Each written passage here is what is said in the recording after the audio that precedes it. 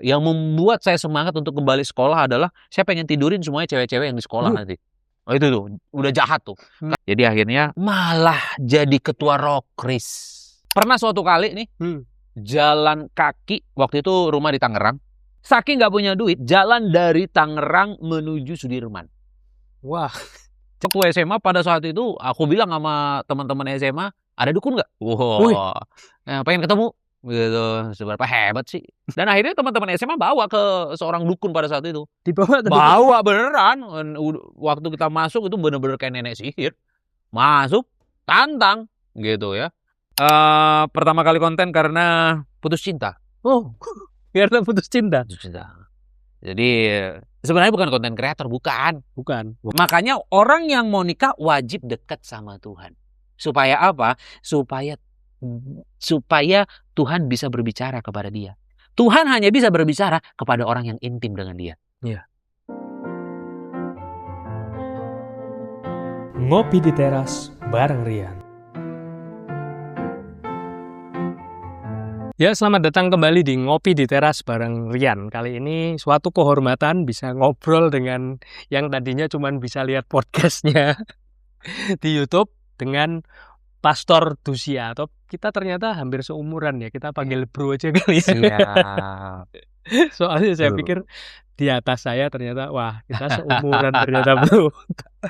Ya kita bakal ngobrol dengan Pastor Dusia. Boleh perkenalan dulu mungkin? Ya. Nama saya Pastor Dusia Silaban, asli orang Batak, umur saat ini 37, ya, dan tinggal di Jakarta, dan sudah hampir 20 tahun melayani Tuhan. Wow. Ini kalau kita singgung tentang penampilan dulu ya. Iya. Bro Dusia ini kok rocker banget ya, kayaknya penampilannya beda sama kalau sebagai pewarta tuh kayaknya jarang banget ya yang seperti ini itu. Ya, karena memang tahun 2004 saya ke Jakarta, saya memang mau jadi seorang rocker. Wow. Ya, jadi tidak ada kepikiran untuk melayani Tuhan sama sekali. Bahkan waktu datang ke Jakarta, saya udah nggak gereja 3 tahun. Udah nggak ke gereja? Sudah tidak ke gereja, hari-hari di studio band. Wow. Jadi tiada hari tanpa ngeband sama kawan-kawan pada. Dan mainnya lagu-lagu apa ketika itu? Lagu-lagu rock. Karena memang sukanya rock. Nah, kenapa sukanya rock? Karena pada saat itu abang yang punya studio musik rocker juga. Sering memutar lagu-lagu rock di studio waktu kita main. Lama-lama seru juga ya. Nyangkut. Karena si abang studio musik itu selalu muter. Wow. Nah, akhirnya kepengen juga jadi rocker. Dan akhirnya makanya nekat ke Jakarta 2004. Lulus SMP loh. Ya, khusus di kampung saya tuh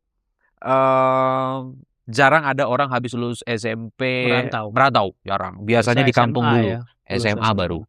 Nah, waktu itu saya nekat. Kenapa? Udah menggebu-gebu, darah rocker tuh menggebu-gebu gitu. Pokoknya datang ke Jakarta gondrongin rambut, tindik udah pakai dari SMP. Datang ke Jakarta itu udah mau pasang tato dan segala macam. Lah malah ketemu Tuhan Yesus. Bukan ketemu sih, lebih tepatnya aku dijumpai. Ditemui. Wah. Sulit diceritakan dengan kata-kata karena itu berbau supranatural ya. Jadi didatangi, diutuslah sampai hari ini. Kalau Bro Dusia sendiri memang dari keluarga, latar belakang keluarga memang Kristen semua.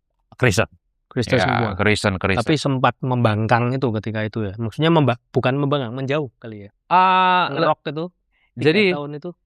Jadi kebetulan memang di keluarga kami juga mengenai gereja nggak pusing. Jadi kalau di keluarga kami anaknya tidak ke gereja nggak ada masalah. Nggak ada masalah gitu. Bisa dibilang Kristen KTP kali. Kristen KTP aja gitu. Jadi waktu saya ke studio band setiap hari Minggu nggak ke gereja, orang tua nggak ada masalah.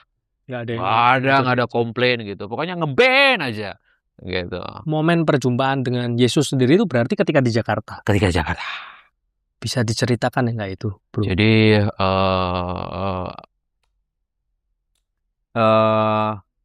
waktu masuk SMA sempat putus. Ya, sempat putus dan nganggur, akhirnya balik lagi SMA. Nah, waktu balik SMA umur 18 tahun. Jadi paling tua di kelas.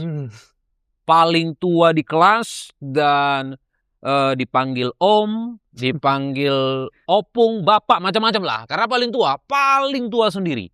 Gitu. Dan disitulah momen terpuruk ya, karena aduh udah tua nih gitu. Sering nangis dan pergumulan makin banyak, akhirnya ke gereja. Jadi ke gereja. Ya, datanglah ke sebuah gereja dan merasakan hadirat Tuhan. Merasakan hadirat. Ini udah udah nggak ngerti soal gereja sebenarnya. Udah jauh, udah nggak ada tentang Tuhan-Tuhanan lagi lah.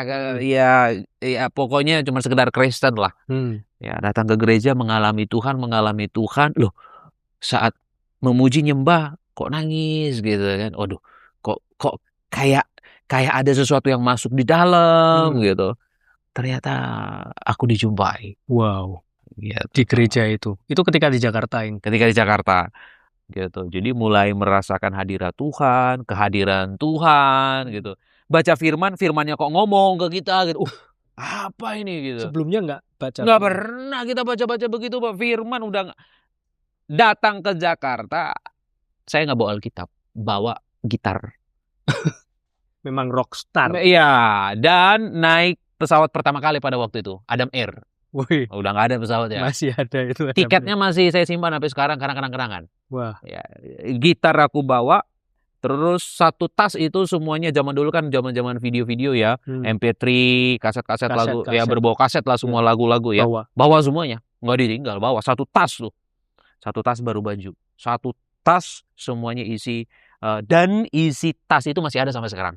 MP3, lagu-lagu masih ada, kaset-kaset masih ada semuanya sampai sekarang. Jadi memorabilia. Iya, jadi nggak ada bawa Alkitab di situ, nggak ada. Jadi memang ke Jakarta tidak ada sama sekali kepikiran untuk menjadi hamba Tuhan, nggak ada. Terus kuliah tadinya. Kuliah di sini. Kenapa kok bisa sampai, kan ini udah 20 tahun melayani sebagai pastor, itu kan sebenarnya dari rockstar menjadi seorang hamba Tuhan. Betul. Itu kan jauh ya sebenarnya. Jauh, nggak nyambung. Ya. Artinya tuh kalau musisi masih nyambung loh. Iya. Ini rockstar. Iya, betul. Ke pendeta tuh nggak ada hubungan sebenarnya. Cuman ya itu tadi ya, Tuhan sudah datang dan ya akhirnya memutuskan untuk melayani Tuhan gitu. Cuman jiwa rockernya ya nggak hilang, jujur. Nggak hilang gitu loh. Masih sampai sekarang. Nggak hilang. Artinya tuh masih suka dengar. Bahkan kalau dengar lagu rohani itu, lagu rohani yang lembut-lembut nggak masuk. Lagu rohani lebih seneng yang keras gitu. Memang ada juga kan. Ada. Lagu rohani yang ketemu pada waktu itu. Oh ternyata ada ya. Bahkan yang beraliran metal pun ada. Wih ada ternyata ya. Gitu.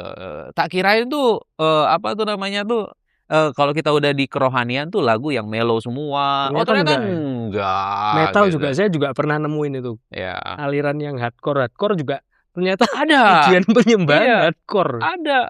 Makanya ya udahlah, artinya tuh nggak dosa kok. Tuhan sediakan. Iya, nggak dosa kok gitu memiliki jiwa-jiwa rocker atau suka dengan musik rock. Nggak ada, yang penting kita tidak mengidolakan.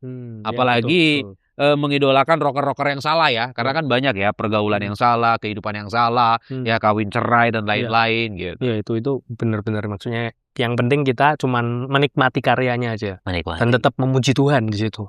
Iya. Terus mulai kok tertarik untuk pendidikan itu gimana itu, Bro? Panggilan ya dari SMA tuh. Jadi pas panggilan percikan itu, mulai percikan perjalanannya gimana? Apa up and down lagi atau langsung? Jadi dari SMA itu memang udah pengen ngambil pendidikan di Alkitab. Udah sama teman-teman pada waktu itu udah saya bilangin semuanya nanti pengen ngambil ini. Cuman ya akhirnya sedikit terhambat karena ya banyak persoalan kan, banyak pergumulan ya gitu. Sampai akhirnya mantap mengambil pendidikan, dan pelayanan pertama kali itu dengan keadaan, maksudnya dengan masih rock kayak gini, Iya. itu umatnya bagaimana? Apa namanya, jemaatnya gimana? Pasti ada beberapa yang, "Ini siapa sih? Ini preman dari mana?" gitu kan. Cuman, akhirnya mereka menerima kok. Artinya itu nggak ada yang salah, gitu. Nggak ada yang salah, terlebih memang, lebih sering diundang di anak-anak muda. Oh, Jadi nggak terlalu masalah. karena memang ya anak muda. Iya, anak muda. Jadi melihat tampilan, ya nggak ada masalah karena memang masih muda, gitu. Memang ada sebagian yang ketika melihat, "Ini apaan nih? Ini apaan nih?" Ada, gitu. Tetapi rata-rata sih nggak ada persoalan, gitu. Nggak ada persoalan. Nggak ada persoalan. Pertama kali pelayanan di mana itu? Oh, pertama kali pelayanan waktu SMA. SMA. Ya, jadi, ketika, sekolah kembali setelah, putus sekolah, justru di sekolah itulah, Tuhan bentuk. Dan akhirnya buat KKR di situ. SMA loh. SMA buat SMA KKR. buat KKR. Jadi di sekolah itu pada saat itu, bukan cuman SMA yang ada di situ, tapi SMK juga ada, SMP juga ada. Jadi semuanya satu tempat gitu. Kumpulin semuanya. Dan Bro waktu itu jadi yang in charge, jadi Iya, jadi pembicara pada waktu itu. wow. Belum sekolah Alkitab loh. Wow. Nggak ada yang kasih tahu belajar berkhotbah, nggak ada ilmunya sama sekali. Ya itu Jadi ada keberanian untuk berbicara. Jadi ada keberanian untuk menyampaikan firman. Ada keberanian. Gitu. Jadi kumpulin aja semua SMP, SMA, SMK, kumpulin dalam kelas. Gitu. Kumpulin dalam kelas, tapi kelas yang ruangannya lumayan gede lah, bisa dibuat jadi seperti aula gitu kan. Kumpulin semuanya, ya udah KKR. wow. Ya, KKR gitu. Nggak ya, Roh Tuhan yang mendorong. Ya bukan dari manusianya. Bukan. Kalau berbicara dari manusia, kita masih sekolah, masih SMA. Masih SMA artinya tuh nggak pernah belajar ilmu berkhotbah. Berani aja menyampaikan dan bagus. Wow. Pada saat itu selesai KKR semuanya diberkati. Berarti bagus ya. Itu ada penanggung jawabnya, misal kayak ada guru agama. Guru agama. Oh. Iya, guru agama. Bahkan pada saat itu sempat semacam kelas dengan guru agama gitu. Kenapa? Karena loh, yang khotbah siapa? Saya, Bu. Ya nggak bisa dong, kan guru agamanya bapak ini gitu kan. Tapi kan saya yang buat KKR, Bu. Jadi waktu itu saya ngalah, KKR pertama akhirnya guru agama. Gitu loh. Padahal saya yang kumpulin tuh. Tapi banyak. akhirnya pembicara Guru guru agama. Jadi sama guru agama sempat kelas gitu. Nah, akhirnya KKR kedua baru saya. Wah, gitu. Jadi pembukaan guru agama. Anak SMA bikin KKR. Ya kalau nggak kuasa Roh Kudus kayaknya nggak bisa deh itu. Iya. Setelah itu kan sempat kuliah di kuliah biasa dulu tuh. Iya, kuliah biasa. Terus akhirnya kok tetap kejar yang Alkitab itu gimana itu? Karena udah benar-benar pengen belajar, pengen dalemin. Walaupun Tuhan udah datengin langsung, tapi kita pengen belajar benar-benar ya duduk di bangku pendidikan. Haus. Iya. Haus akan ilmu. Biar kita benar-benar nggak salah langkah. Gitu. Jadi kita belajar apa itu perjanjian lama, kita belajar apa itu perjanjian baru. Ya, kita pelajarin semua kitab, penulisnya, gitu. Bagaimana membedah ayat, bagaimana menafsirkan, bagaimana ilmu berkhotbah. Akhirnya belajar. Selama pendidikan itu yang dirasakan oleh Bro Dusia itu yang paling berat ketika apa? Yang paling berat itu yang nggak ada duit. Jadi pernah suatu kali nih jalan kaki, waktu itu rumah di Tangerang, ya karena tinggal di rumah tante pada saat itu, rumah di Tangerang. Saking nggak punya duit, jalan dari Tangerang menuju Sudirman. Wah, jalan kaki.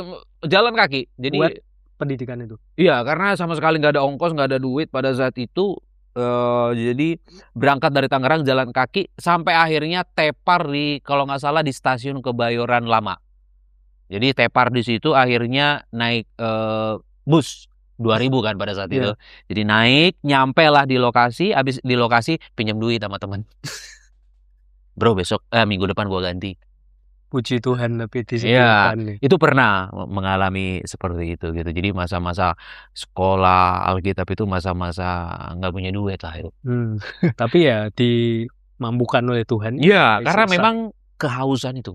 Kehausan udah benar-benar, wah harus belajar nih. Karena memang seru juga ya belajar gitu. Karena wah kita akhirnya ngerti, oh iya, oh begini loh. Oh. Jadi terbuka semua. Iya, kan selama ini kan cuma baca firman, tetapi di sekolah kita benda.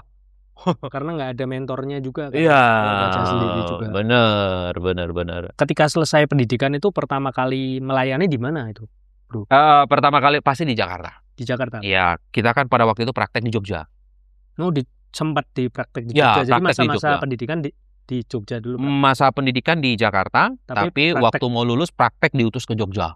Berapa lama itu di Jogja? Nggak lama. Jadi kita diutus ke gereja yang kecil-kecil di sana. Jadi kita ke sana dan udah habis itu pulang lagi ke Jakarta dan aktif melayani di Jakarta. Adakah pengalaman atau mujizat ketika di masa pendidikan itu? Mujizat di masa pendidikan itu. Mujizat yang dialami yang paling berkesan mungkin. Yang paling berkesan adalah bisa lulus. Kenapa? Karena kan kita rocker. Sebenarnya udah malas belajar sebenarnya, apalagi menghafal. Kita tuh paling untuk belajar, apalagi masa-masa ujian ya.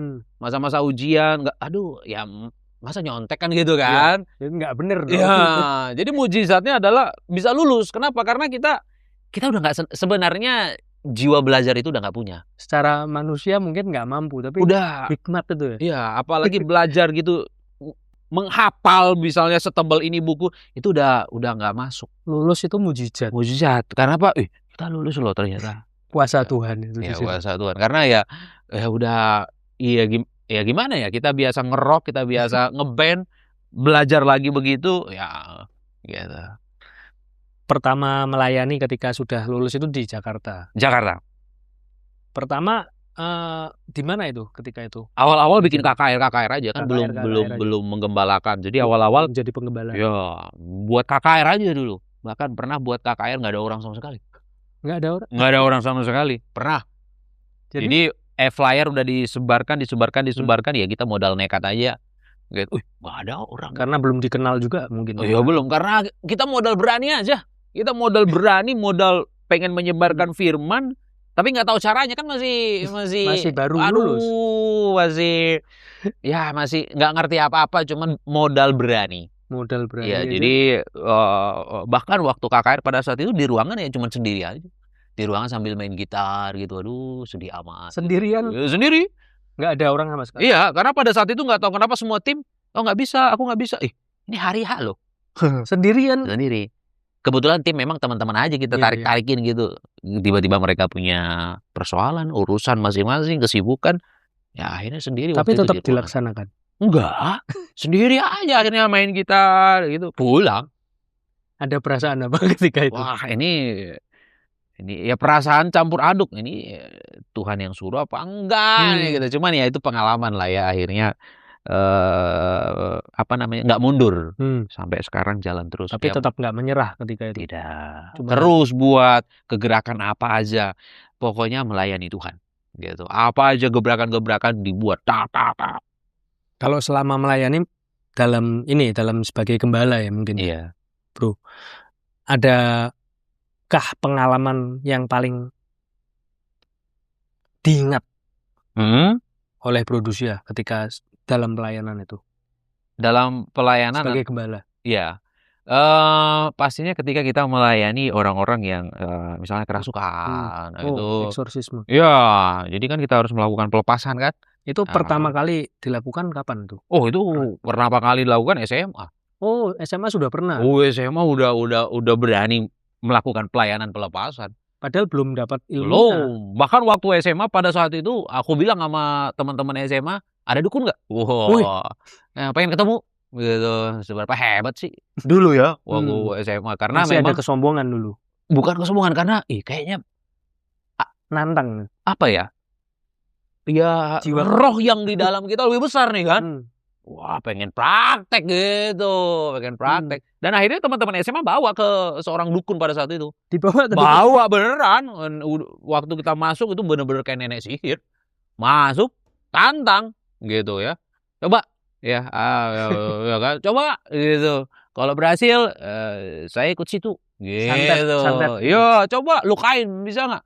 gitu pada waktu itu. Bener-bener face to face gitu? Iya, face to face ngobrol. Nggak tahu kenapa dia nggak mau. Nggak gitu. Nggak tahu apa karena dia takut nggak berani atau memang takut dia terbukti. Gitu.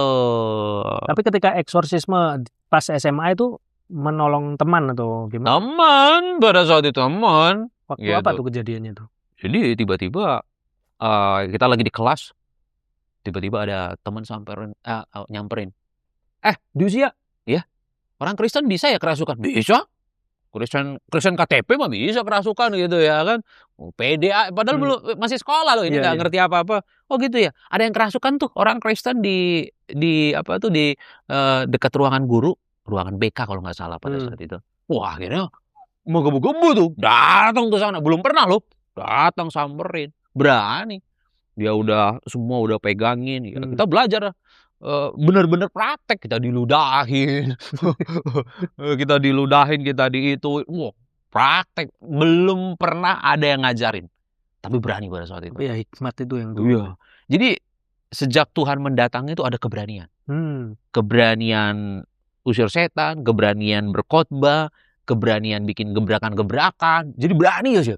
Gitu, nggak takut gitu. Termasuk ngusir setan, nggak pernah ada yang ngasih tahu ngajarin. Gitu, berani aja gitu. Kalau perubahan sifat Bro Dusia sendiri, kalau yang dulu sebelum ketemu Tuhan dan ketemu Tuhan itu selain berani apa lagi? Lebih sabar. Terus tadinya emosional. Emosi. Adik saya habis saya gebukin tuh. Adik yang nomor 2 ya, persis di bawah saya itu udah saya tendang, saya gampar. Ya, jadi memang emosi. Ya, emosi paling susah. Iya. Ternyata setelah itu jadi bisa ngontrol dan lebih berani. Bisa ngontrol, bisa nguasain ternyata. Bisa, kita lebih kalem, bahkan disakitin, dilukain orang pun kita bisa diem loh. Bisa, nggak ngebalas, diem. SMA itu. Padahal SMA tuh bengal-bengalnya kali ya. Iya. Tawuran mungkin. Enggak sempat tawuran pada saat itu karena SMA itu udah ditangkap Tuhan. Jadi kan SMA ditangkap Tuhan. Jadi nggak sempat. Jadi umur 18 sudah ditangkap Tuhan. Jadi masuk kembali sekolah setelah putus sekolah itu umur 18 tahun. Jadi di situ sudah mengalami perubahan. Titik balik yang cukup muda. Iya, titik balik yang waktu putus sekolah terus kembali lagi sekolah. Yang membuat saya semangat untuk kembali sekolah adalah saya pengen tidurin semuanya cewek-cewek yang di sekolah nanti. Itu tuh udah jahat tuh. Karena kan itu umur masih masih libido lagi naik-naiknya tuh, umur 18-an gitu ya, lihat cewek nggak bisa gitu. Gue tidurin nih semuanya nih. Akhirnya kembalilah sekolah dengan harapan seperti itu karena saya lihat kayaknya cewek-cewek di Jakarta gampang untuk digituin gitu kan. Jadi akhirnya ternyata diselamatkan Tuhan dulu. Malah jadi ketua Rokris. Jadi awal-awal pelayanan itu ketua Rokris. Malah jadi ketua Rokris. Lah, kita niatnya mau tidurin cewek-cewek, jadi ketua Rokris malah bikin KKR di situ. Gitu. Kontra sekali. Nyambung sebenarnya. Jadi Tuhan menyelamatkan. Wah, ternyata pengalamannya memang waktu SMA itu juga yang jadi pemicu ketika setelah lulus menjadi pewarta itu ya, jadi gembala itu. Betul. Dan di situ gembala pernah ada pengalaman yang kayak eksorsisme setelah sebelum mengetahui dulu kan mungkin cuma mengandalkan hikmat, tapi setelah mendapat pengetahuan dari pendidikan itu bedanya apa ketika itu? Setelah tahu ya akhirnya kita lebih tahu. Ya, kalau yang pertama kan kita amburadul aja, pokoknya ngasal aja. Setelah kita tahu, ternyata ngusir setan itu atau eksorsisme itu jangan tutup mata. Kita bukan berdoa tapi ngusir gitu ya. Usir aja gitu. Jadi nggak usah pakai acara doa, tutup mata, kita lebih punya gitu ya, lebih punya hikmatnya gitu. Dan kita lebih tahu bahwa setelah kita usir ternyata gampang ngusirnya. Cuman yang dirasuki bisa kerasukan lagi kalau tidak kita isi firman. Harus diisi. Jadi sebenarnya mengusir setan itu gampang. Sehari juga selesai. Iya. Yang jadi persoalan dia kan harus diisi berhari-hari, bahkan berbulan-bulan, bahkan bertahun-tahun. Akhirnya tuh di follow up. Harus follow up. Karena kalau nggak follow up, kena lagi. Karena ada ruang kosong itu. Ada ruang kosong dan dia kan belum kuat. Gitu lah. Kenapa dia dirasuki? Karena kan dia memang nggak kuat secara iman. Gitu. Dia nggak punya pengertian bahwa ada Tuhan di dalam dia. Nah, kita harus terus ngasih tahu. Jadi terjadi follow up. Nah, lama tuh follow up-nya. Ngusir setannya agak sehari cepat. Follow up-nya yang lama. Follow up-nya kita harus benar-benar isi dia, kita yakinkan dia bahwa dia tidak bisa dirasuki. Setan itu nggak ada apa-apanya. Nah, jadi kita kasih tahu supaya dia kuat. Oh iya. Gitu. Kalau cara Bro-Dusia untuk membedakan yang mana yang kerasukan, kadang kan ada yang secara psikologi juga. Ada, ya. Nah, itu kalau Bro-Dusia sendiri yang membedakan? Cara membedakannya cubit aja.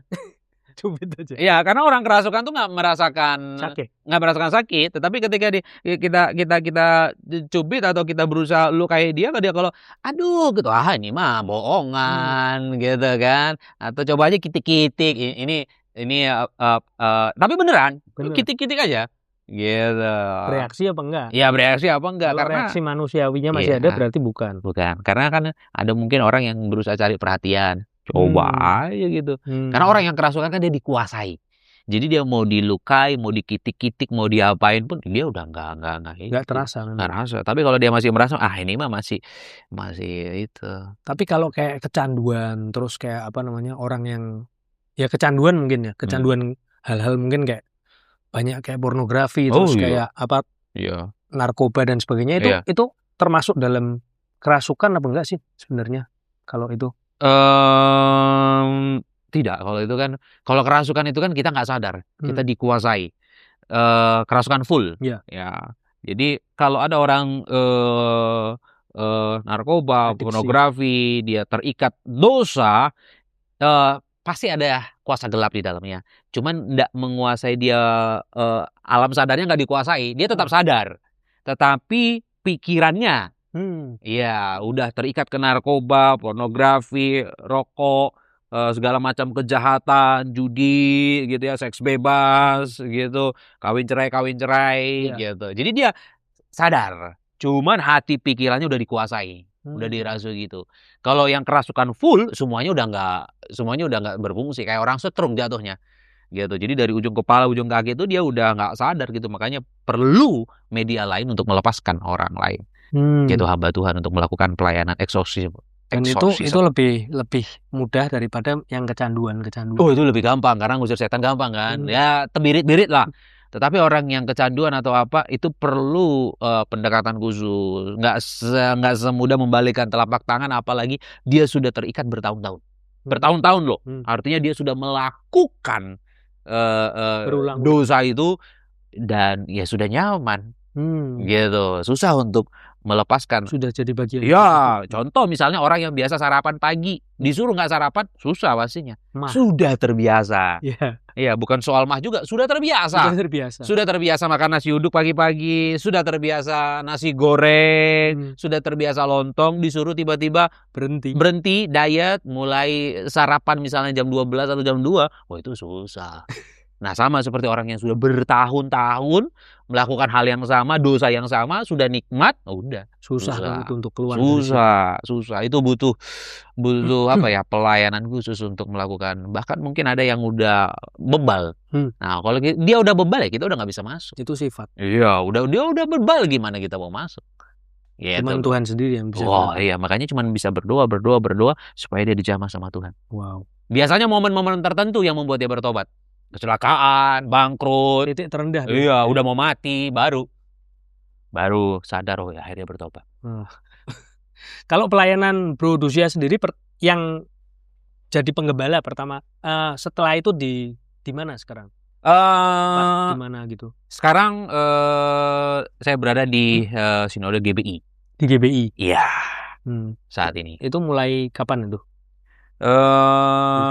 Kurang lebih saya ada di sini udah kurang lebih mungkin sekitar 8 tahun kali ya. Adakah hampir 10 tahun. Adakah gerakan dari Roh Kudus juga untuk ke sana atau? Karena memang ya kebetulan waktu sekolah kita di bawah. Oh, di bawah itu. Ya, jadi ya nggak usah jauh-jauh lah, mau kemana lagi gitu kan. Memang sudah di situ. Ya, saya sudah kenal dengan orang-orangnya. Ilmunya juga Ya, dapat dari situ. mentor saya, gembala saya juga semuanya orang GBI. Ya sudah, kalau mau pelayanan mau kemana lagi gitu kan. Terus ini kan Pastor Dusia ini kan juga kalau teman-teman yang sering nonton YouTube spiritualitas Kristen pasti kan nggak asing. Itu mulai ngonten tuh sebenarnya kapan sih? Mulai konten itu kurang lebih 6-7 tahun yang lalu. Oh, 6-7 tahun yang lalu. Pertama kali konten itu tergerak karena apa, bro? Pertama kali konten karena putus cinta. Oh, karena putus cinta. Putus cinta. Jadi sebenarnya bukan konten kreator, bukan konten kreator, bukan. Bahkan teman-teman sampai bilang tuh, lu buat Facebook lah, lu buat Instagram. Enggak. Karena memang nggak suka. Bukan dunia kita gitu loh untuk bermain-main seperti itu. Tapi pada saat itu putus cinta dan untuk mencuri hatinya, berusaha mengejar dia gitu ya. Karena pada waktu itu ditinggalin, bro.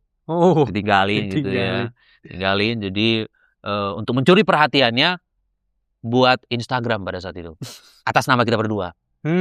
Ya, jadi gua gedein nih gitu kan. Kalau gede, pasti dia bangga nih. Kalau bangga dia balik nih gitu ya kan. Ya, akun tersebut berkembang sampai sekarang dia nggak balik-balik, bro. Jadi dari Dulos itu namanya berasal dari apa? Ya, itu nama gabungan kita berdua sebenarnya. Jadi sejarahnya dari situ. Sejarahnya dari situ. Iya, itu nama kita berdua. Karena memang Dulos Production itu dirancang untuk menjadi rumah produksi film. Oh, tadinya jadi rumah produksi film. Karena saya ke Jakarta selain mau jadi rocker, pengen main film juga, pengen jadi aktor. Jadi pada saat itu kita buat rumah produksi film, PH lah. Ya, jadi Dulos Production itu ya PH sebenarnya. Oh, sebenarnya PH. Makanya ada production di belakangnya. Itu PH untuk membuat film-film layar lebar, kita buat FTV, sinetron, lebih ke arah sana pada waktu itu. Jadi buatlah Instagram atas nama Dulos Production, ya, karena itu memang salah satu mimpi kita. Malah jadi ke rohani. Jadi kita rancang rumah produksi malah jadi rumah Tuhan. Wah. Jadi sempat memproduksi konten-konten yang sekuler gitu. Sempat mentok. Pada waktu itu mentok, saking mentoknya makanya khotbah. Jadi dulu, saat saya khotbah dimanapun suka ngerekam pakai HP. Oh, jadi direkam pakai HP, letakin. Dokumentasi gitu. Iya, buat dokumentasi, letakin di depan atau suruh orang yang pegang gitu ya, dokumentasi ya. Jadi akhirnya punya bank tuh banyak khotbah. Karena bingung mau upload apa, potong-potong aja. 1 menit. Tiap hari dulu awal-awal konten 1 menit. Loh, kok meledak, kok jadi lagi. Di Instagram lemparnya. Oh iya, awal masih zaman Instagram ya.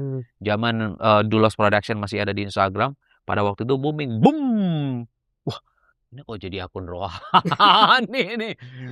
Ketidaksengajaan. Ya, ini kok jadi akun rohani. Karena dari nama kan itu Dulos Production. Iya. Production itu bukan rohani, production ya memang rumah produksi film, PH gitu. Yang sekarang jadi rumah Tuhan. Rumah Tuhan. Karena mau dirubah nggak bisa, bro, karena udah keburu naik.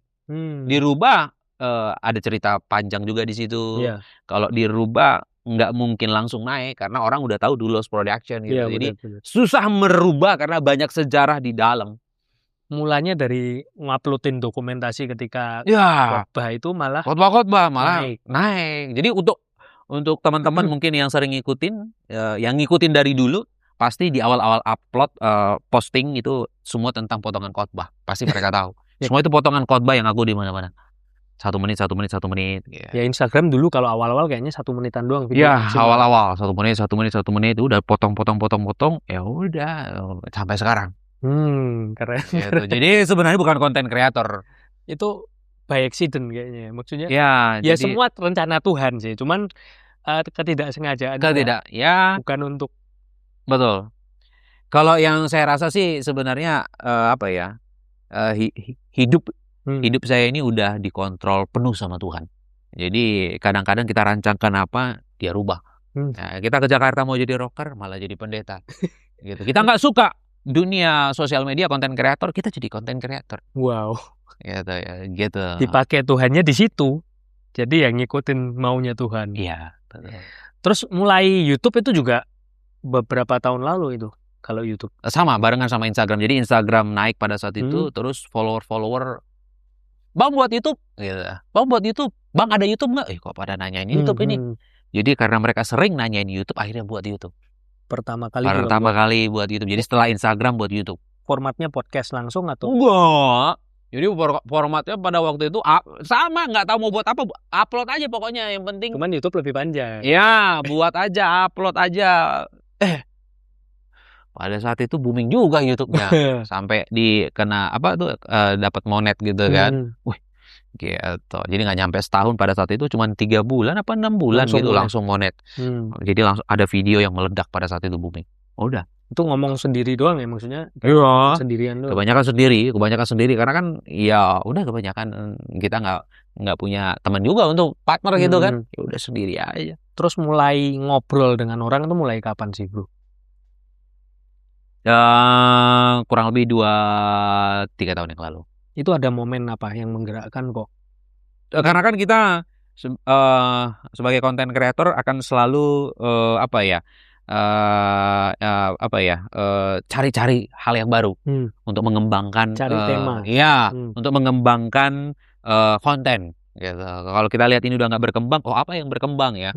Kita godok, kita diskusi dengan tim, dengan teman-teman, sampai akhirnya ya tercetuslah podcast.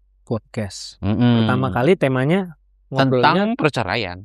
Langsung tentang, karena memang kurang lebih 5 tahun yang lalu Tuhan taruh hati di saya khususnya untuk berbicara soal perceraian. Berarti berada di pelayanan keluarga sebenarnya. Ya. Gitu. Cuman fokusnya di perceraian. Jadi kita kasih tahu bahwa sesuai dengan firman Tuhan, apa yang Tuhan sudah persatukan, mereka bukan lagi 2 tapi 1. Yang dipersatukan Tuhan tidak boleh diceraikan oleh manusia. Allah membenci perceraian. Sekalipun terjadi perzinahan, terjadi KDRT, tidak boleh bercerai. Itu yang selalu kita beritakan. Gitu. Jadi harus berdamai. Yang sudah cerai, kembali harus berdamai dengan suami, dengan istri. Dan pernikahan kedua itu adalah perzinahan. Pernikahan kedua perzinahan, sekalipun diberkati di gereja. Kenapa? Karena kita patokannya Alkitab, bukan gereja. Gitu. Jadi ketika ada pernikahan kedua diberkati di gereja, itu tidak sesuai firman. Sesuai dengan aturan gereja, iya mungkin. Tetapi sesuai dengan firman, tidak. Karena kita kembali kepada firman Tuhan. Gitu. Jadi ini yang selalu kita beritakan supaya tidak terjadi perceraian. Kalaupun sudah terjadi, kembali harus berdamai. Gitu. Di situ berarti Bro Dusia juga sebagai kan memoderasi. Tapi adakah nggak kayak yang tetap bebal akhirnya, yang mungkin di luar podcast ya? Kan banyak untuk ngobrol dengan orang-orang dengan kasus perceraian dan sebagainya itu. Adakah kasus yang terberat? Mungkin kita nggak perlu sebutkan cerita detailnya aja. Yang nggak mau kembali gitu akhirnya. Banyak yang nggak mau kembali. Banyak ya, dengan alasan-alasan aneh-aneh lah. Saya sudah sakit hati, saya trauma, banyak gitu. Saya sudah nikah yang kedua kali, saya sudah punya suami yang baru, sudah punya anak, masa ditinggal, macam-macam lah. Banyak yang nggak mau kembali, yaitu keputusan mereka. Kita cuma sekedar memberitakan ini loh yang benar. Tetapi kalau kalian tetap tidak mau kembali, ya itu urusan pribadi, kita nggak bisa maksa. Kalau yang kembali sekarang, puji Tuhan, yang kembali banyak, lebih banyak. Kita belum pernah buat survei, tapi yang kembali ada. Artinya banyak lah gitu. Bahkan udah jadi narasumber kita juga kan di podcast gitu. Jadi pernikahan yang kembali, yang berdamai gitu. Yang berdamai itu justru yang diajak ke sini untuk ikut bersaksi. Iya, bersaksi. Jadi yang sudah mengalami pemulihan, yang sudah mengalami kemenangan, bersaksi supaya memenangkan yang lain. Gitu dia. Kalau masih sakit ya jangan dulu. Jangan. Kebanyakan kita yang podcast itu sudah mengalami kemenangan. Jadi yang sudah mengalami kemenangan, pemulihan gitu. Jadi kalau ngelihat potongan-potongannya, itu potongan-potongan. Itu membuat orang supaya menarik gitu. Jadi itu bukan benernya, itu potongan, dia sedang menceritakan masa lalu sebenarnya. Tapi aslinya pemulihannya ada di YouTube. Harus nonton fullnya berarti Harus. ya teman-teman. Tapi banyak orang kejebak dengan potongan. Oh, apa nih kok konten begini dibuat sih? Sempat, soalnya saya juga lihat yang pendek-pendek tuh akhirnya kayak jadi loh kok gini? Ya kok gini, kok kalau gini. yang fullnya kan enggak. Fullnya pasti Fullnya akan loh kok gini gitu. Jadi orang akan kejebak di potongan. Tapi di masa sekarang tuh orang suka nonton yang short itu loh. Iya, gitu yang short. Dan nggak ada masalah karena memang kita para orang-orang yang bekerja di dunia media itu memang sering membuat potongan untuk supaya menarik perhatian. Contoh bioskop kan membuat trailer ya. Nah, trailer itu kita bisa nonton ini apa sih kok begini, nonton aslinya makanya gitu. Jadi namanya trailer potongan itu untuk mengarahkan ke orang supaya nonton full. Gitu. Jadi memang kita sebagai content creator atau sebagai kreator, sebagai orang-orang yang bekerja di dunia perfilman memang harus membuat ya potongan teaser yang menarik supaya ya orang nonton fullnya. Kalau tantangan Produsia untuk konsisten dalam hal ini?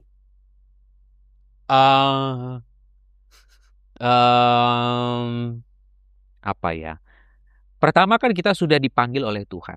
Nah, ketika kita sudah dipanggil oleh Tuhan, dari umur 18 tahun, saya udah komit untuk full heart melayani Tuhan. Jadi benar-benar sepenuh waktu, sepenuh jiwa, sepenuh hati semuanya untuk pekerjaan Tuhan. Gitu. Jadi apapun yang saya kerjakan semuanya tentang Tuhan udah. Ya, jadi seperti itu. Tantangan pasti banyak. Ya nggak jauh-jauh lah tantangan keuangan. Karena kan kita kita bukan pengusaha seperti orang-orang, kita bukan kerja kantoran seperti orang-orang. Jadi ya kita hidup berdasarkan kasih karunia Tuhan. Sementara pelayanan kan butuh dana yang cukup. Ya seperti ini juga. Kita konten ini kan juga enggak apa namanya enggak. Iya. Cuman itu butuh listrik, butuh dan sebagainya. Betul. Jadi kita apa adanya aja. Kadang-kadang ya sedih juga. Cuman ya kita harus mampu bertahan. Karena kan melayani itu kan tidak berbicara soal kemewahan, tidak berbicara soal yang hidup berfoya-foya gitu. Jadi kita harus siap tantangan. Dan Tuhan sediakan selalu ya. Ya, dicukupkan lah lebih tepatnya. Nggak pernah nggak makan gitu ya. Nggak pernah nggak makan gitu. Selalu makan sampai hari ini. Selalu makan, puji Tuhan. Kalau tadi kan tantangan untuk konsistensi. Kalau tantangan dalam mungkin narasumber juga disediakan Tuhan kayaknya ya. Puji Tuhan sampai sekarang selalu ada, nggak pernah nggak ada. Disediakan Tuhan. Selalu ada disediakan. Ada selalu. Jadi orang-orang yang bersaksi yang sudah mengalami pemulihan ya gitu di dalam pernikahan ya kita ajak untuk ayo bersaksi. Gitu. Untuk buat konten seperti ini itu kan setan nggak suka. Oh ya. Pernah ada kendala yang Produsia sendiri ini kayaknya ini setan. Ya maksudnya bukan kayak setan kan bisa menggoda. Betul. Bisa bukan tampilannya dia datang enggak. Maksudnya untuk godaan terhadap pelayanan digital ministry ini. Banyak ya godaannya ya. Gimana cara godaan ketika kita capek itu juga godaan. Capek. Terus mungkin narasumber belum ketemu gitu ya. Terus hasil podcast error betul. Saya pernah kehilangan 8 podcast sekaligus. 8 episode. Wow. Waduh, itu kecewanya itu berat. 8 episode. Aduh. Saya marah besar pada waktu itu. Ya sama tim. Marah besar. 8 bukan cuma 1 2, 8 loh hilang. Pernah. Gitu. Artinya ya tantangan itu ada. Bahkan pertama kali podcast ya. Pertama kali podcast itu gagal. Narasumbernya nggak valid. Dia menceritakan sesuatu. Jadi ceritanya kita podcast, kita lagi ngomongin orang yang udah mati. Sementara yang dia omongin masih hidup. Waduh. Itu nggak valid sehingga banyak pada saat itu orang-orang viewers tuh, orangnya masih hidup. Wow. Kita tarik akhirnya. Dan sampai ke lokasi. Di take down. Ya, sebelum di take down kita pastiin ke rumahnya. Cek dulu. Jadi pergi sama narasumber. Ayo kita ke rumahnya. Cek mati apa? Masih hidup. Take down langsung. What? Jadi podcast pertamanya itu udah tantangan sebenarnya. ini kayaknya bukan dari Tuhan, udah nggak usah lah gitu. Gitu. Tapi ya akhirnya episode yang harusnya episode kedua jadi episode 1. Jadi waktu di take down, episode 2 naik jadi episode 1. Kalau yang kehilangan 8 episode itu balik nggak sih? Syuting ulang. Syuting ulang. Tapi puji Tuhan ada yang mau, ada yang enggak, ada yang belum. Ada yang bahkan ada 3 yang belum. 3 yang masih nggak tahu jadi apa enggak. Gitu. Kehilangan video tuh memang rasanya saya pernah kehilangan 1 aja nyesek banget. Ini 8 bukan durasi 1 menit 2 menit ya. Namanya podcast, satu podcast bisa sejam. Iya. Hilang 8. Saya aja dulu pernah sekali. Kalau saya pernah sekali itu, saya udah nyalain gini nih. Perasaan sudah nge-record. Kita ngobrol 1,5 jam kalau nggak salah itu ngobrol. Di sini di backup ada. Videonya nggak ada. Aduh, kecewanya ya ampun. Tapi ya cuman bisa doa. Itu baru 1 loh. Ini 8. Total 9 lah, karena kan ada 1 ditambahi ke 8 jadi 9. Wah, gile itu padahal effortnya juga. Ceritanya bagus-bagus lagi. Artinya momennya yang kita nggak bisa dapat lagi. Momen nggak bisa diulang. Nggak bisa diulang. Kalau panggil syuting ulang itu gampang. Momennya nggak bisa diulang. Momen ketika dia lagi nangis, ada momen-momen tertentu yang nggak bisa diulang. Gitu. Wah, ya, tapi Tuhan, memang rencana Tuhan seperti itu. Marah besar pun tidak menyelesaikan masalah. Tidak menyelesaikan masalah. Lah.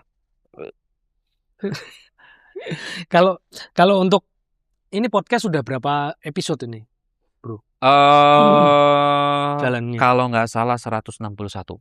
Wah, 161. Tayangnya itu biasa seminggu berapa kali? Seminggu bisa 2 kali. 2 kali. Iya. 161 ini terbagi 2 ya. Ada yang langsung di studio, ada yang di record. Ya, karena narasumbernya tidak bisa kita jangkau karena di luar kota kan. Di luar kota. Luar negeri juga. Ya, luar negeri. Jadi kalau yang di Jakarta kita record dari sini. Gitu, kita record langsung studio, tapi yang di luar Jakarta kita record gitu. Yang dari Malaysia, yang dari mana-mana. Jadi total kurang lebih 161 episode. Ya, 161 episode kurang lebih. Tadi Bro Dosia kan juga sempat ngobrol kalau memang ada permintaan untuk di luar negeri, maksudnya untuk nonton konten ini yang minta ternyata banyak yang dari luar juga. Itu ketika kapan itu? Mulai kapan itu? Kurang lebih 1 tahun yang lalu. Jadi sebenarnya ketika mulai podcast pun sudah ada orang-orang yang pengen bersaksi tapi posisi nggak di Jakarta gitu loh. Ini bagaimana? Aduh iya, kita untuk saat ini Jakarta dulu deh. Jadi sebenarnya udah banyak nolak. Jadi artinya tuh orang-orang yang akhirnya ya udahlah gitu ya kan, kita masih fokus Jakarta, Jakarta. Sampai akhirnya pengen uji coba ngerekord gitu. Ada yang nonton nggak sih kalau hasil recording gitu kan? Akhirnya kita uji coba, ternyata banyak juga yang itu ya. Iya. Jadi hasil uji cobanya ternyata dari recording pun orang masih bisa nonton walaupun tidak seindah video, tidak seindah studio ya hasilnya. Tapi orang nonton loh. Jadi ternyata powernya bukan di studio. Ternyata powernya di cerita, di kesaksiannya dia. Di situ powernya. Jadi sekalipun lokasi tidak support, bahkan mungkin kameranya tidak support. Cuman gitu ya. Kayak TikTok kan nggak pakai mikrofon di sana. Iya, nggak pakai. Pokoknya seadanya. Ternyata orang nonton loh.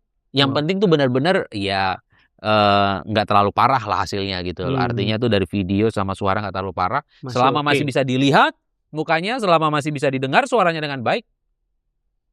Ya sampai lah pewartaan itu. Iya.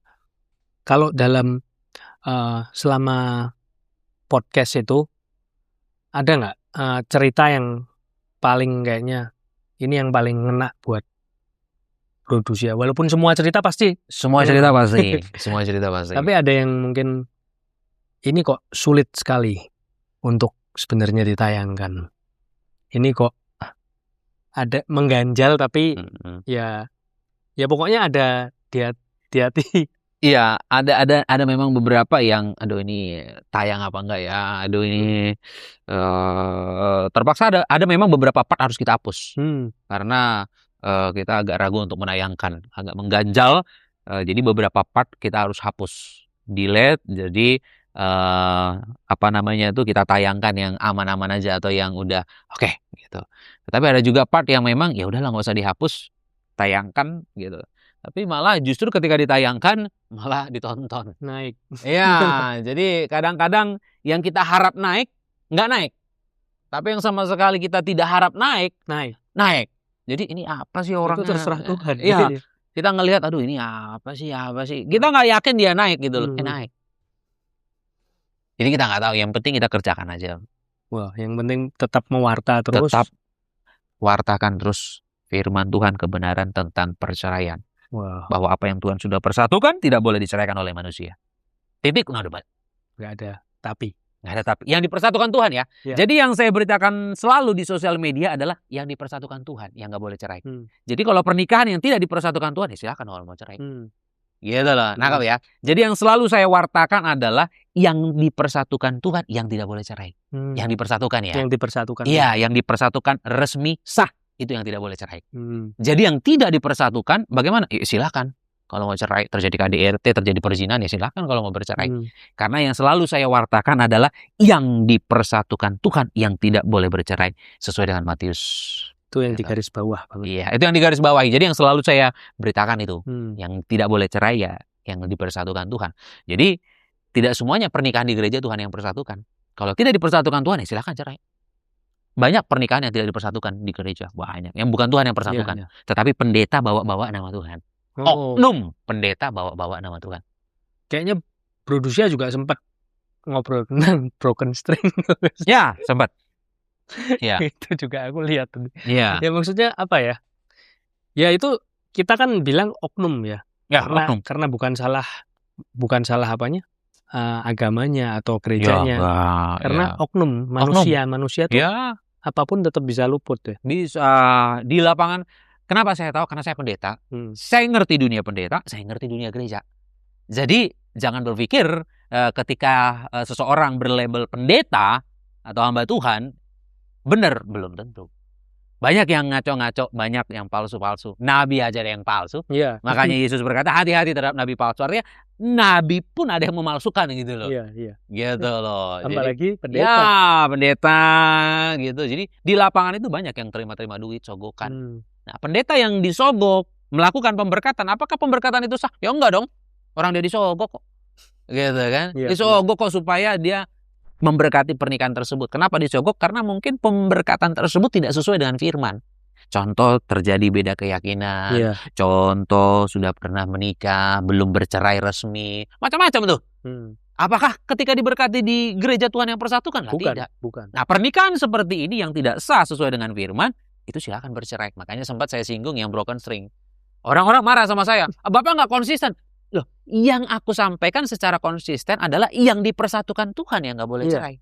Yang tidak dipersatukan Tuhan ya silakan cerai. Jadi makanya marah kemarin orang, Bapak nggak konsisten bisa cerai. Loh, yang selalu saya beritakan yang dipersatukan Tuhan yang nggak boleh cerai. Itu konsisten sampai hari ini. Artinya kalian harus nangkap, berarti yang tidak dipersatukan ya silakan cerai. Walaupun saya jarang mengucapkan itu, berarti kan bisa memikirkan sendiri gitu loh. Benar. Bahwa berarti yang tidak dipersatukan boleh kan gitu. Dan kalau oknum kan belum tentu dipersatukan Tuhan kalau oknum yang melakukan. Belum, itu bukan Tuhan. Itu namanya oknum, berarti dia bawa-bawa nama Tuhan. Makanya di dalam perjanjian lama dalam salah satu hukum Taurat berkata jangan menyebut nama Tuhan Allahmu sembarangan. Apalagi bawa-bawa nama dia. Ya kan? Apalagi orang sekarang kan benar demi Tuhan sering sekali membawa-bawa nama Tuhan untuk dikit-dikit banyak bawa nama Tuhan. Bahkan ada beberapa orang Tuhan berbicara kepada saya, belum tentu Tuhan berbicara, makanya uji. Discernment. Karena Tuhan bisa saja suara hati kita sebenarnya berbicara tapi kita klaim suara Tuhan. Nah, hati-hati makanya bawa nama Tuhan. Makanya saya selalu bilang pemberkatan di gereja tidak semuanya otomatis sah. Tidak semua. Banyak pendeta bawa-bawa nama Tuhan. Sekalipun keluar surat resmi gereja ya. Karena kan kita pendeta bisa mengeluarkan. Nggak jaminan juga. Nggak jaminan. Ada suratnya kok. Ya ada suratnya. Kita pendeta memang cuma gini-gini doang selesai. Gitu loh. Artinya tuh tidak semuanya patokannya ke surat. gitu loh. Lihat dulu pernikahan tersebut sah nggak sesuai dengan firman. Sama-sama belum pernah menikah. Atau kalau pernah menikah pasangannya meninggal. Syaratnya kan harus diselidiki juga dulu. Selidikin. Beda jenis kelamin atau tidak. Karena kalau sama jenis kelamin kan nggak bisa. Nggak bisa. Jadi kalau teman-teman ngelihat atau Bapak Ibu ngelihat ada pernikahan diberkati di gereja, ya cowok sama cowok, cewek sama cewek, itu bukan Tuhan yang persatukan. Sekalipun terjadi di gereja, ada pendetanya di situ. Gitu loh, ada surat resmi akta nikah, itu bukan Tuhan yang persatukan. Kan kita tahu Alkitab dari awal pernikahan itu Adam dan Hawa. Itu dari awal. Nggak bisa kalau sama Adam dan Adam nggak bisa. Karena sampai kapanpun Adam sama Adam atau Hawa sama Hawa tidak akan bisa beranak cucu. Sementara Tuhan maunya beranak cucu dan bertambah banyak. Kenapa Adam dan Hawa dipersatukan Tuhan? Supaya beranak cucu dan bertambah. Sampai kapanpun Adam sama Adam, Hawa dan Hawa dipersatukan, tidak akan pernah beranak cucu. Tidak akan bisa. Ya benar banget. Ya banyak lah seperti itu oknum-oknum mungkin ya. Kita nggak bicara seperti itu, cuman nyata terjadi ternyata seperti itu. Di lapangan itu banyak. Ya. Kalau sekarang juga aku juga ada pergumulan ini juga, bro. Orang tuh kan sekarang kalau menikah itu banyak kan menikah cuma secara fisik. Kalau Bro Dusia juga banyak ngobrol dengan perceraian. Jadi cuma berani telanjang secara fisik. Tapi mereka tidak mau telanjang pikiran, telanjang rohani di depan pasangannya. Iya kan? Jadi itu juga mungkin jadi salah satu sebab dari perceraian. Iya. Karena kita cuma hubungan fisik, nikah cuma biologis. Tapi pikiran tidak telanjang. Betul. Misal tentang utang, tentang pernah selingkuh dan sebagainya tidak terbuka di hadapan pasangan dan bahkan dari awal ditutupin banyak. Ya, banyak yang seperti itu. Ketahuan saat nikah. Itu kan nggak bisa diselidiki. Pendeta pun nggak bisa menyelidiki pikiran orang, nggak bisa menyelidiki kerohanian seseorang. Tapi setelah itu terjadilah. Kalau di Kristen sendiri untuk persiapannya biasanya gimana sih, bro? Makanya di dalam pernikahan Kristen itu, karena kita tidak tahu siapa orang tersebut, karena poinnya begini, dalam pernikahan Kristen nggak boleh cerai. Karena tidak boleh cerai, apa yang harus kita lakukan? Kita harus tahu betul siapa yang kita nikahi. Terus ada pertanyaan, dari mana kita tahu? Kan bisa aja dia nutup sepintar mungkin gitu kan. Doakan. Makanya kita harus dekat sama Tuhan. Makanya orang yang mau nikah wajib dekat sama Tuhan. Supaya apa? Supaya Tuhan bisa berbicara kepada dia. Tuhan hanya bisa berbicara kepada orang yang intim dengan dia. Gitu. Jadi kita perlu Tuhan untuk membuka si calon kita ini. Dia misalnya pintar sekali menutupin. Kita harus dekat sama Tuhan supaya ada suara Tuhan yang berbicara kepada kita. Dibukakan semua. Supaya semua disingkapkan. Itu makanya ada banyak terjadi di luar sana ketika mau merit, akhirnya Tuhan buka semuanya. Jadi dekat-dekat. Iya, dekat-dekat bahkan mungkin ada pas hari H. Gitu loh. Batal. Enggak apa-apa, enggak ada masalah. Yang jadi persoalan adalah ketika sudah diberkati batal. Ketika sudah diberkati cerai, itu yang menjadi masalah. Hari H batal enggak ada masalah. Belum diberkati. Iya, masalah paling di yang sudah dijanjiin untuk dibayar ini, vendor atau apa, paling persoalan di situ ya. Itu paling persoalannya. Tapi persoalan ke Tuhan nggak ada persoalan. Memang kalau bukan jodoh, buat apa dipertahankan? Mending seperti dipersatukan gitu. Mendingan seperti itu. Jadi pemberkatan hari H, kalau memang hati ada yang janggal, kayaknya ada sesuatu yang menutup gitu ya, batal aja. Karena pernikahan itu akan seumur hidup bersama dengan dia. Bukan setahun 2 tahun. Bukan kontrak 3 tahun. 1 kali. Seumur hidup. Pernikahan Kristen lebih tepatnya sampai maut menceraikan.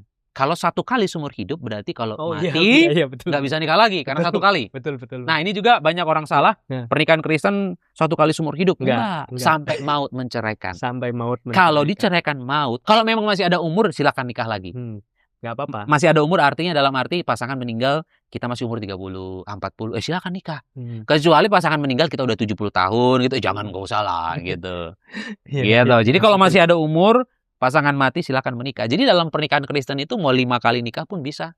Yang penting mati. Aku sering menemukan ada orang yang menikah memang berkali-kali karena memang meninggal. Ada seperti itu. Ada, bahkan ada narasumber. Iya, bahkan ada narasumber kita di podcast memang 2 kali kehilangan suami. Dia nikah yang ketiga kali. Karena memang ya meninggal semua, nggak ada persoalan, gitu. Meninggal bisa menikah. Jadi pernikahan Kristen itu bukan sekali seumur hidup, tapi sampai maut menceraikan. Sampai maut. Karena kalau konsep sekali seumur hidup, pasangan mati kita nggak bisa lagi dong. Karena kan konsepnya begitu. Salah. Salah. Itu tidak alkitabiah sebenarnya. Betul banget sih. Ya lebih masuk situ. Kalau Produsia sendiri, selama pergumulan dari umur 18 sampai sekarang, ayat emasnya yang selalu dipegang untuk Produsia sendiri apa? Ayat emas tentunya ayat panggilan. Dan ayat itu berbicara pada saat itu, Yohanes, sama seperti Bapa mengutus aku, sekarang aku mengutus kamu. Itu waktu itu di warta gereja, saya pegang, saya baca, tapi berbicara. Sama seperti Bapa mengutus aku, sekarang aku mengutus kamu. Itu ayat panggilan. Itu berbicara sekali. Itu benar. Serius nih. Ini rocker nih, masa mau diutus? Ini rocker nih, orang seniman nih. Oh, iya ya udah. Nurut panggilannya Tuhan. Nurut. Kebetulan saya nurut, nggak berontak. Ada beberapa orang kan berontak, termasuk Yunus juga berontak. Iya. Yunus berontak. Ya, termasuk Yunus berontak, termasuk Musa juga ya kan. Kok aku? Ya, termasuk Yeremia juga kan awal-awal. Aku masih muda. Musa marah. Yunus gitu. Berontak. Ya, jadi memang ada orang-orang yang berontak atau ngelawan atau menolak lebih tepatnya. Saya pribadi nggak tahu kenapa nggak nolak. Serius nih gitu. Artinya tuh ya mau gitu loh. Artinya tuh nggak ada niat untuk kabur, nggak ada. Nggak ada dramatisasi. Nggak ada. Nurut aja. Kebetulan nurut. Gandeng ya ikut. Gitu. Ikut aja gitu. Diproses, mengalami sakit, ya udah ngikut aja. Puji Tuhan sampai sekarang. Untuk kedepannya Produsia ada project-project atau panggilan-panggilan atau pewartaan lain nggak sih? Yang jelas karena memang saya orang media, saya mau bawa nama Tuhan lewat media. Yang jelas, jadi mengembangkan selain podcast mungkin film rohani gitu. Sudah ada kedepannya ini? Lagi diproses. Lagi direncanakan karena kan kembali ke Tuhan kan. Kita hidup sekarang ini apa-apa kan tanya Tuhan dulu sesuai dengan kehendak Tuhan apa enggak. Karena banyak rancangan yang saya buat meleset gitu loh. Tiba-tiba nggak sesuai dengan rancangan. Tiba-tiba dia ubah ke kanan, ya udah ngikut. Gitu. Tapi yang jelas karena saya memang dikasih Tuhan talenta di media, ya di dunia seni, ya saya harus memberitakan, mewartakan kebenaran lewat media. Wow, puji Tuhan. Thank you banget bro, waktunya. Mungkin nggak ada untuk lanjut ngeroknya nih. Belum tahu ya karena masih sibuk pelayanan ya. Artinya itu banyak jiwa yang dilayani. Untuk sementara mungkin nggak tahu ya ke depannya gimana ya. Yang jelas sih jiwa rockernya nggak hilang. Jiwa itu yang rockernya masih nyala. Masih nggak hilang gitu. Tinggal tunggu Tuhan kasih waktu aja. Iya, nggak tahu juga ya. Pokoknya tuh jiwanya nggak hilang lah gitu. Jiwa seni nggak hilang walaupun sudah melayani Tuhan nggak hilang. Gitu. Puji Tuhan. Terima kasih banget teman-teman buat waktunya Produsia. Mungkin teman-teman boleh dilihat konten-kontennya Produsia. Jangan lihat yang short karena yang short tuh nggak menjelaskan semuanya. Tidak. Nonton harus yang panjang full. Itu bisa ngerti ceritanya bagaimana. Di Dulos Production di YouTube-nya Dulos Production ya. Betul. Dan di Instagram juga. Di Instagram, TikTok, Facebook, Threads, semuanya atas nama Dulos Production. Dulos Production semua. Oke, itu aja. Jangan lupa di like, subscribe, juga komen-komen untuk yang kenal Produsia ini. Terima kasih, Tuhan memberkati.